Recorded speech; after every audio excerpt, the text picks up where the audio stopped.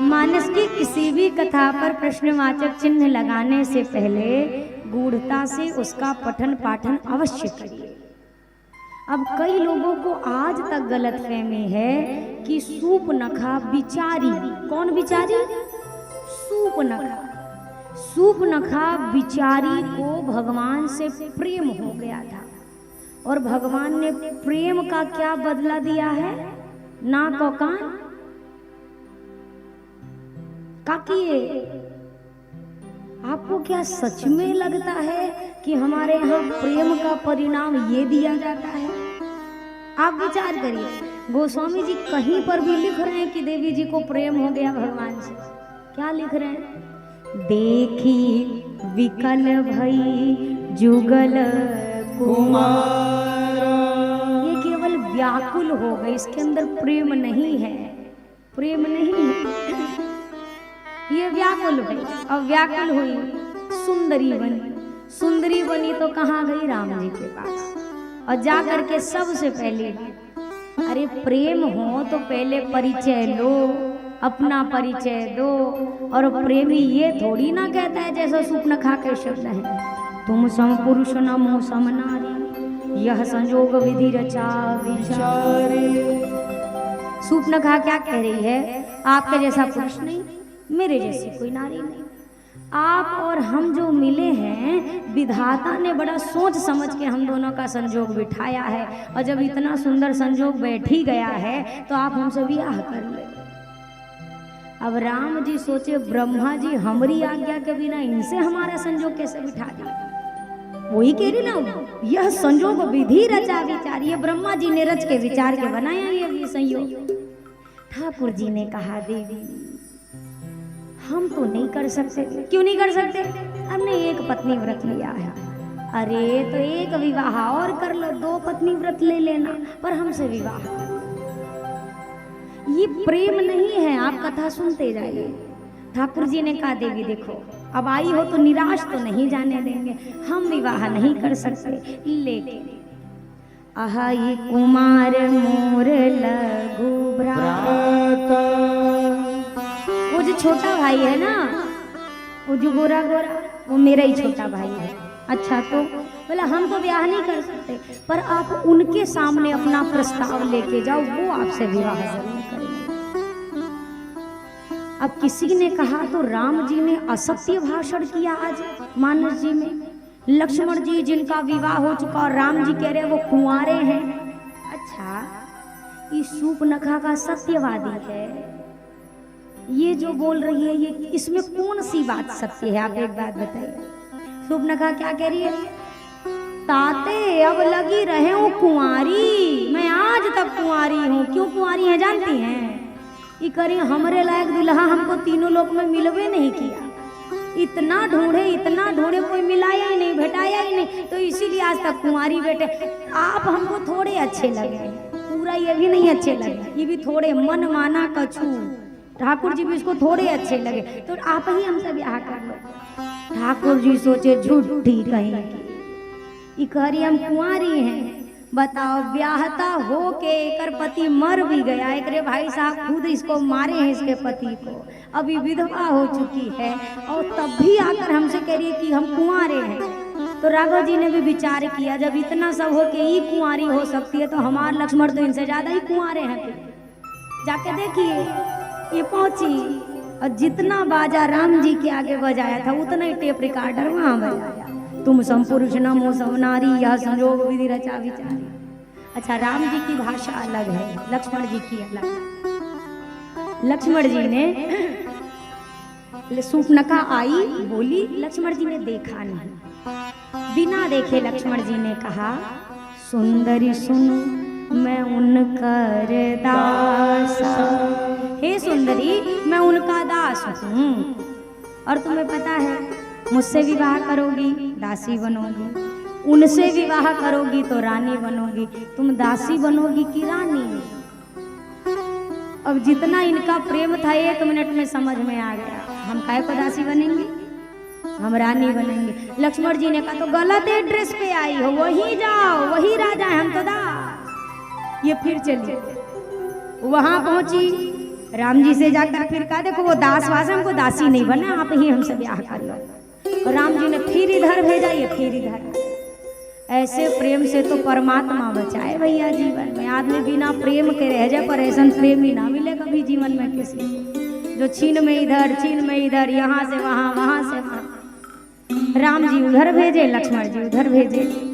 जब दोबारा लक्ष्मण जी के पास पहुंची तो लक्ष्मण जी ने ज्यों देखा, लक्ष्मण भैया एक बार छुपा गए थे तो कम था, ये दोबारा पहुंच गए। और ज्यों दोबारा पहुंचे लक्ष्मण जी ने बोला, अरे दुष्टे, तुमसे तो वो विवाह करे जिसको अपने मान मर्यादा की कोई परवाह ना हो, जो ताके पे तिनके की तरह त्याग के बैठा हो। जैसे इसने सुना अब ये अपने असली रूप में आ गए। बनावट की चीज में टिकावट नहीं होती है, इस बात को याद रखिएगा। जितनी बनावट उतनी मिलावट, जितनी मिलावट उतनी गिरावट, और जितनी गिरावट उतनी कम टिकावट। ये बनी हुई चीज है, जैसे बना के गई थी, अब जैसे क्रोध आया अपने वास्तविक स्वरूप में आ गया। लक्ष्मण जी को राम जी ने कुछ इशारा किया, क्या किया अब ये दोनों भैया जाने आपस में। हुआ क्या परिणाम? लक्ष्मण अति लाघव सो नाक कान बिनु कीन, ताके कर रावण कहाँ मनहु चुनौती। नाक कान काट दिए, और नाक कान काटा भर नहीं, काट के हाथ में धर भी दिया और कहा ले जाके अपने भैया को दिखा देना। और ये बड़ी चालाक है, जब इसके पति विद्युत जिह्वा का वध हुआ, ये तब से ठान के बैठी है, रावण तेरे कुल का सर्वनाश किए बिना तो मैं नहीं मानूंगी। ये रावण के पास नहीं गई, ये खरदूषण के पास आई, और खरदूषण के पास आकर के इसने सारी बात बताई। खरदूषण सेना लेकर पहुंचे, सेना के सहित प्रभु ने वध किया। अब ये रावण के पास गई, रावण के पास पहुंची, लगी ज्ञान देने। अरे भैया, यहीं पर मदिरा पी के पड़े रहोगे क्या? शत्रु जब आक्रमण कर देगा तब होश में आओगे? कुछ पता भी है नगर राज्य में क्या चल रहा है? रावण ने कहा, बहन जी कथा बाद में सुनाना, पहले ये बताओ ये कटवा के कहाँ से आई हो, ये क्या हुआ है? अब भैया हम क्या बताएं, हम तो जंगल गए थे पंचवटी, बड़ी सुंदर स्त्री आई है, मैंने सोचा अपनी सखी बना लो, लेकिन दो तपस्वी छल करके उसने मेरे नाक कान काट दिए। ऐसा समझाया। रावण ने कहा खरदूषण के पास गई थी? हाँ गई थी। क्या हुआ? चले गए। कहाँ चले? चले गए। चले गए? हाँ भैया, एक को नहीं बचे, तभी तो आपके पास आई। सूप नखा के जाते ही रावण विचार कर रहा है, खरदूषण मुहि सम बलवंता, तिन्हि को मारे बिनु भगवंता। खर और दूषण ये दोनों बल में मेरे समान थे, भगवान के सिवा कोई वध कर पाए इनका, ये तो संभव नहीं। तो रावण, क्या सच में भगवान आ गए हैं धरती पर? रावण भी कभी कभी मंथन करता है। हम और आप मनुष्य की कैटेगरी में आते हैं ना, हमको कोई असुर नहीं कहता, हमको क्या कहते हैं? मनुष्य। रावण भी कभी कभी सोच लेता है कि भगवान आ गए हैं तो अपना उद्धार कर लिया जाए।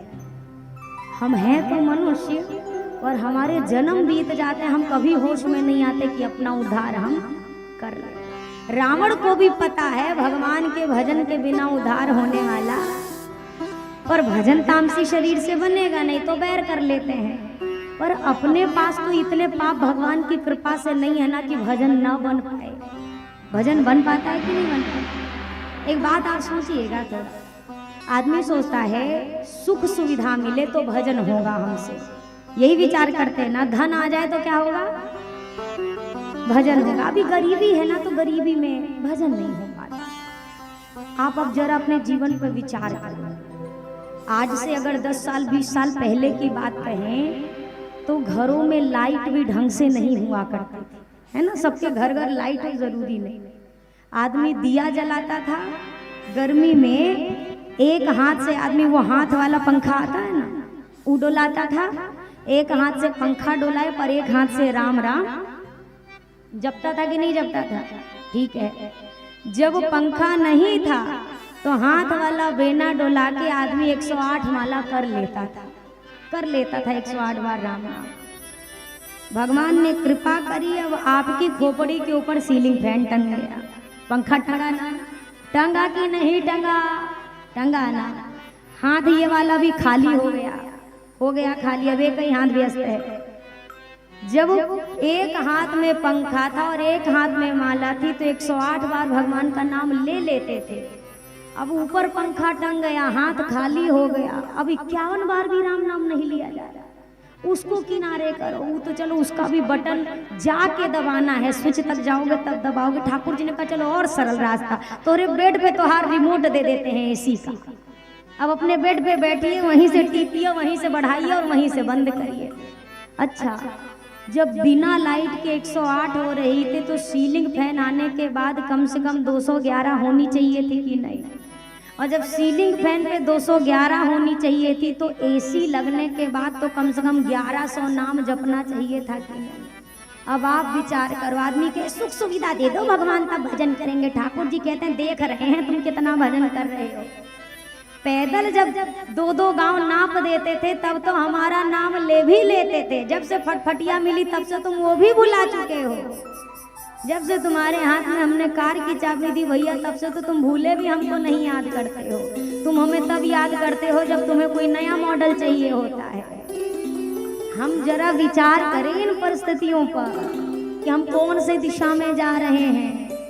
भजन करने वाले को भजन करने के लिए 1000 बहाने हैं और जिसको भजन ना करना हो उसके लिए भी 1000 बहाने हैं, 1000 बहाने। अब आदमी जेकर आज एकादशी हो गई, आज हमको बहुत कमजोरी, आज हम कथा सुनने नहीं जा पाएंगे, यही कहेगा ना है इतनी धूप में व्रत है आज।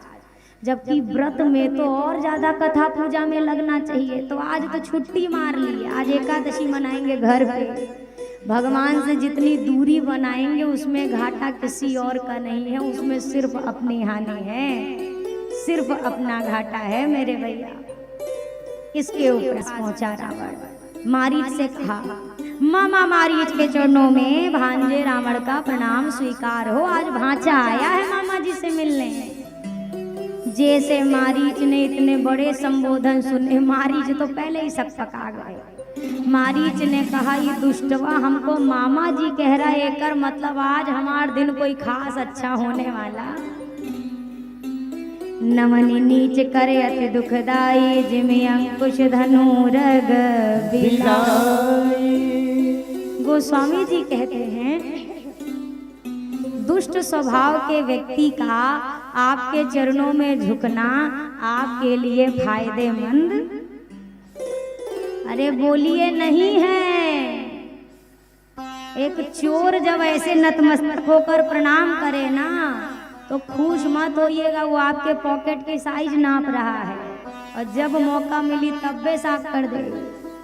एक बिल्ली जब 2 कदम पीछे बढ़ाए, गोस्वामी जी कहते हैं जिमि अंकुश धनु उरग बिलाई। बिल्ली 2 कदम पीछे जाए तो लोग कहे बड़ी संस्कारवान बिल्ली है, संस्कारवान नहीं, वो झपट्टा मारने वाली है। सांप डसने से पहले 2 कदम पीछे ले लेता है। धनुष पर बाण चढ़े तो बाण झुकता है, पर प्राण लेने के लिए झुक रहा है। गोस्वामी जी ने कहा रावण ने यहाँ पर मत रखा, हमा सोने का मृग बनो, सुना है 2 तपस्वी आए हैं। राम लक्ष्मण ऐसा कुछ नाम है। राम लक्ष्मण सुनते ही तो मारीच के होश उड़ गए। राम अयोध्या वाले? अरे हाँ हाँ वही शायद अयोध्या से।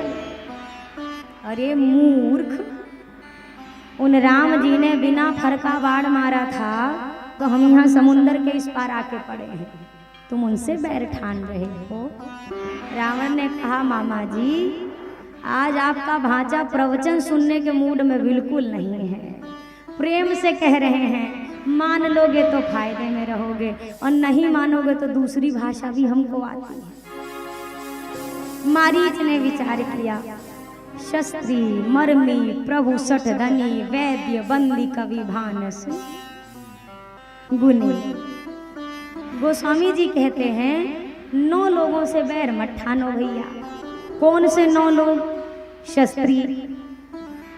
अगर सामने वाले के पास हथियार है तो वहां पर बैर न ठानिए। मर्मी, जो आपका भेद जानता हो, इससे भी शत्रुता मत ठानिए। प्रभु, स्वामी से बैर मत ठानो। सठ, मूर्ख से तो ठान के मूर्खता करनी ही नहीं चाहिए। धनी, धनी व्यक्ति से भी बैर मत लीजिए। वैद्य, अब ये तो सरल सी भाषा में समझो। डॉक्टर साहब से कोई बैर ले ले तो पुड़िया ही तो बदलनी है। बंदी, जो बिरदावली गाते थे, उनसे बैर नहीं करो। कवि, कवि का भी भैया काहे को पंगे लेना कि किसी मंच पे तुम्हारी ही कविता पढ़ दे। भानस गुनी अर्थात रसोईया, भोजन बनाने वाले से भी बैर। ऐसा ना हो प्रथम दिन का भोजन 13वें दिन का भोजन बन जाए। भानस गुनी, गोस्वामी जी ने सचेत किया। रावण तो शस्त्री भी है, मर्मी भी है, प्रभु भी है, सठ भी है, धनी भी है। मारीच ने सोचा मरना तो है ही है, ये मूर्ख के हाथ मरने से अच्छा है भगवान के हाथ से मरना। और सही बात यही है, मरना है ही है, तो दुनिया के लिए मरने से अच्छा है भगवान के लिए मरना। ओ मोरो नैयाला कर देते पार तैं राम जी, नैयाला कर देते पार तैहाना। ओ मोरो नैयाला कर देते पार तैं राम जी, नैयाला कर देते पार तैहाना। मोरो नैयाला कर देते पार तैं राम जी, नैयाला कर देते पार तैहाना। मोरो नैयाला कर देते पार तैं राम जी, नैयाला कर देते पार तैहाना। मोरो नैयाला कर देते पार तैं राम जी, नैयाला कर देते पार तैहाना। नैयाला कर देते पार तैहाना। नैयाला कर देते पार तैहाना। नैयाला कर देते पार तैहाना। नैयाला कर देते पार तैहाना। मोरो नैयाला कर देते पार तैं राम जी, नैयाला कर देते पार तैहाना। मोरो नैयाला कर देते पार तैं राम जी, नैयाला कर देते पार तैहाना।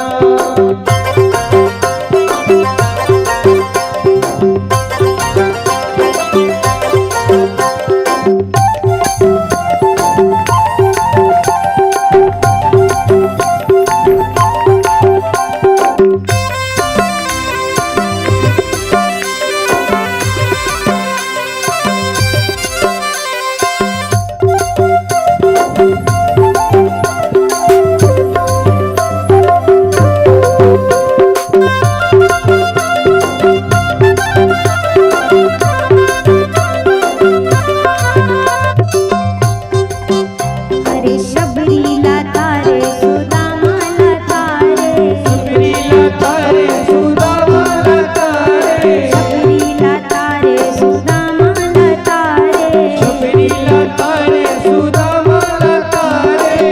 कतको पापी लते हाँ उबारे, कतको पापी लते हाँ उबारे, कतको पापी लते हाँ उबारे, कतको पापी लते आगे हो जय हो, आगे हो जय हो, आगे हो तोरे दुआर मोरे राम जी, नैयाला कर देते पार तैहाना। तोरे दुआर मोरे राम जी, नैयाला कर देते पार तैहाना। नैयाला कर देते पार तैहाना राम जी, नैयाला कर देते पार तैहाना। नैयाला कर देते पार तैहाना राम जी, नैयाला कर देते पार तैहाना।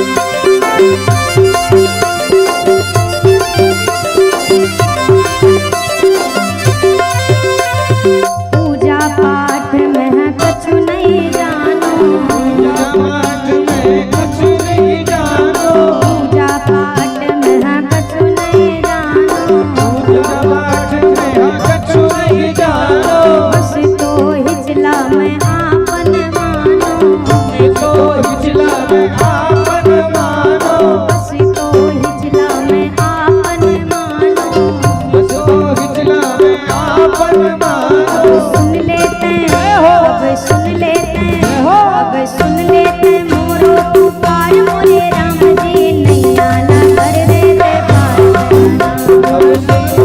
मोरो पुकार मोरे राम जी नैया ला कर देते पार। नैया ला कर देते पार राम जी नैया ला कर देते पार।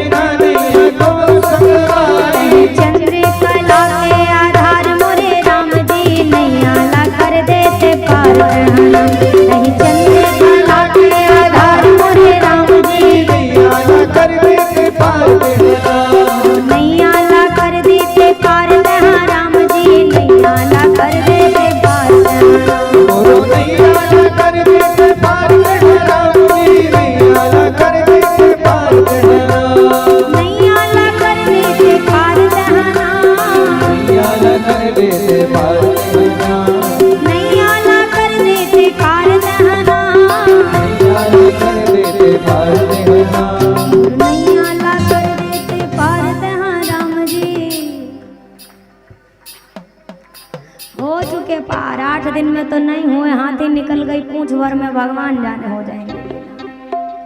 सब लोग आइए, जितने बैठे सब लोग आइए। मोरो नैया ला कर देते पार तहाँ राम जी नैया ला। आप हु गालो तो हार नैया अलग ना आई कोनो फैक्ट्री से, उहे से आई। मोरो नैया ला कर देते पार तहाँ राम जी नैया ला कर देते, मोरो नैया ला कर देती।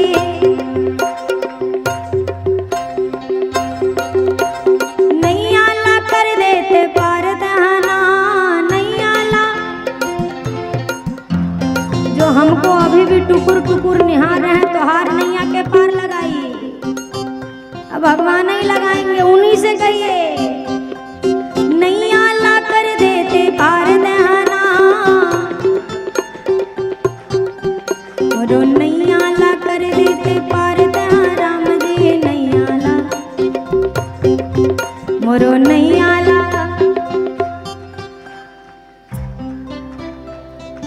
सुन लियो प्रभु जैसे बोले, हाथ ऊपर करो सब लोग हाथ ऊपर। बोलिए सियावर रामचंद्र की। मोरो नैया ला कर देते पार दहना, राम जी नैया ला कर देते पार दहना, नैया ला कर देते पार दहना, राम जी नैया ला कर देते पार दहना। मोरो नैया ला कर देते पार दहना, राम जी नैया ला कर देते पार दहना, मोरो नैया ला कर देते पार दहना, राम जी नैया ला कर देते पार दहना। नैया ला कर देते पार दहना, नैया ला कर देते पार दहना, नैया ला कर देते पार दहना, नैया ला कर देते पार दहना। मोरो नैया ला कर देते पार दहना, राम जी नैया ला कर देते पार दहना, नैया ला कर देते पार दहना, राम जी नैया ला कर देते पार दहना। नैया ला कर देते पार दहना। ओ मोरो नैया ला कर देते पार दहना।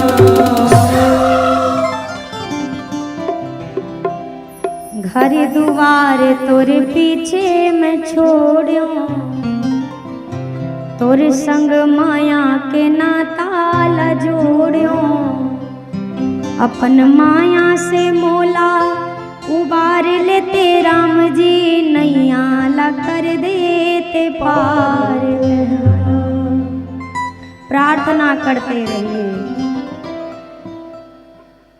ठाकुर जी का नाम स्मरण करने का स्वभाव बस बना रहे। कम भजन हो ज्यादा भजन हो, मुद्दा ये नहीं है, भजन होता रहे मुद्दा ये। भजन रुकना नहीं चाहिए, किस लिए आस छोड़ें कभी ना कभी, क्षण विरह के मिलन में बदल जाएंगे, नाथ कब तक रहेंगे कड़े के कड़े, देखकर प्रेम आंसू पिघल जाएंगे। आदमी अपना ही अंदाजा लगा के जिए जा रहा है। अरे भजन करने का कौन फायदा, आज तक नहीं मिले तो अब का मिलेंगे।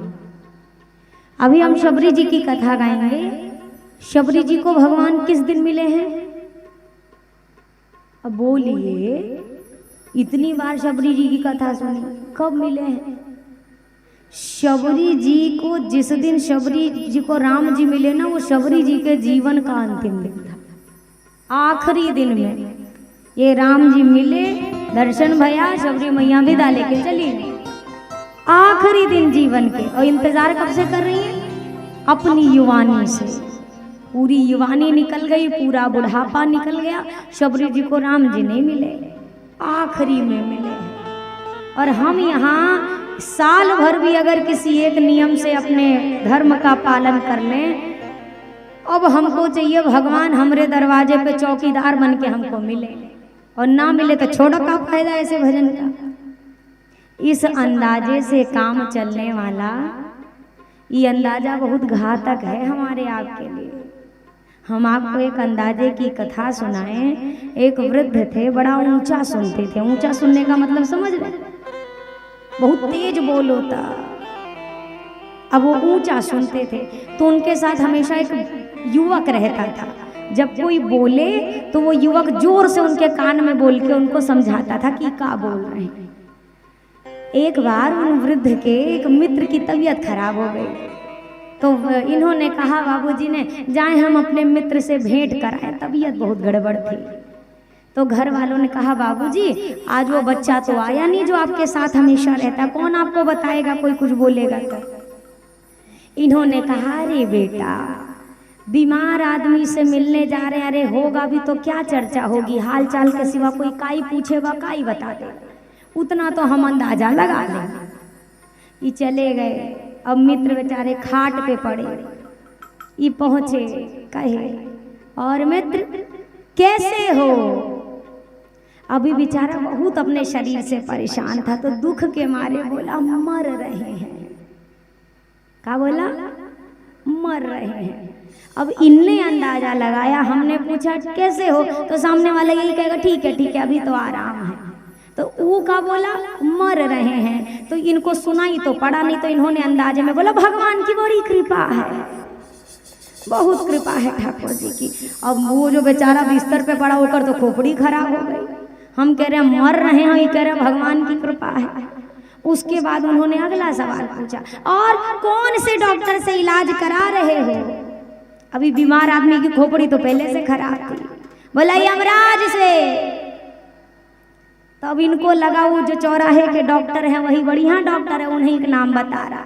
इन्होंने कहा बहुत बढ़िया डॉक्टर हैं वो, इलाज कराते रहना, वो रोज हजारों लोग को ठीक करते हैं, भगवान से मनाएंगे तुमको भी जल्दी ठीक कर दे। अब तो पूछे ना, ये अंदाजे में लग रहा हम बहुत बढ़िया बोल रहे हैं। इन्होंने अंत में पूछा और खाने के लिए क्या कहा है डॉक्टर ने? अब वो तो वैसे गुस्साया पड़ा था, बोला पत्थर। डॉक्टर ने कहा पत्थर खाओ। अब इन्होंने अंदाजा लगाया बीमार आदमी को डॉक्टर खिचड़ी के सिवा क्या कहता है खाने के लिए, तो इन्होंने बोला बहुत हल्का भोजन है, जल्दी पच जाता है, खाते रहना। ऐसा अंदाजा जीवन में लगने लगे तो फिर जिंदगी का तो उधार नहीं बनता ही धार हो जाएगा। एक बात समझो भैया, कबहू तो थोड़ो लगे, कबहू भजन विशाल, पर मन को धीरज ना छूटे, गहे न दूजी चाल। 108 जपा जाए तो भी जय जय, किसी दिन 8 जप जाए तो भी जय जय, छोड़ना ना। कोई व्यक्ति कहे अरे एक बार राम कहने से क्या हो जाएगा, अगर रोज एक बार कह लिए तो? नल से एक बूंद पानी टपके, सिर्फ एक बूंद पानी, उसके नीचे एक पत्थर रख दीजिए, एक दिन में भले कुछ ना हो पर एक दिन जरूर कुछ होगा। वो बूंद बूंद पानी उस पत्थर में छेद कर देगा कि नहीं कर देगा? तो प्रभु का नाम जब क्या असर नहीं करेगा? मारीच विचार करके मरना तो है ही, ठीक है रावण जो कहे वही करो। अब मारीच सोचते जा रहा है कितना बढ़िया होगा, दुनिया राम जी के पीछे भागती है, आज राम जी हमारे पीछे भागे। मरने के पहले मुख में प्रभु का नाम आना मुश्किल है, मैं तो साक्षात राम के हाथ मरूंगा। यही विचार लिए मारीच चले गए। सोने का मृग बना भाग रहा है, माया की सीता जी ने माया के मृग की मांग कर ली, रघुनाथ चले। और मुझे एक बड़ा आश्चर्य का विषय लगता है, सोचना भी चाहिए इस विषय पर कि जो रघुनाथ जी जयंत को एक सीख का धनुष मार छोड़कर मारते हैं तो जयंत 3 लोक में भटकता है, उन रघुनाथ जी को क्या मारीच के पीछे पीछे भागने की जरूरत थी क्या? क्या अपने स्थान से प्रभु नहीं वो कार्य कर सकते थे? कर सकते थे, फिर क्यों भाग रहे हैं? क्योंकि मारीच सोच के आया है मैं आगे भागूं और भगवान मेरे पीछे भागे। भगवान वो है भैया जो असुर तक की भावना को ठेस नहीं पहुंचाते, उसे पूर्ण करते हैं। वही किया, मारीच भाग रहा है। भागते भागते एक स्थान पर जब पहुंचा, रघुनाथ जी ने बाण चलाया, ज्यों बाण लगा मारीच जोर से चिल्लाया हा लक्ष्मण, फिर धीरे से कहा राम और प्राण त्याग दिए। मारीच ने इधर प्राण त्यागे, इधर रावण आया और यति के वेश में मैया को हर के ले लिया।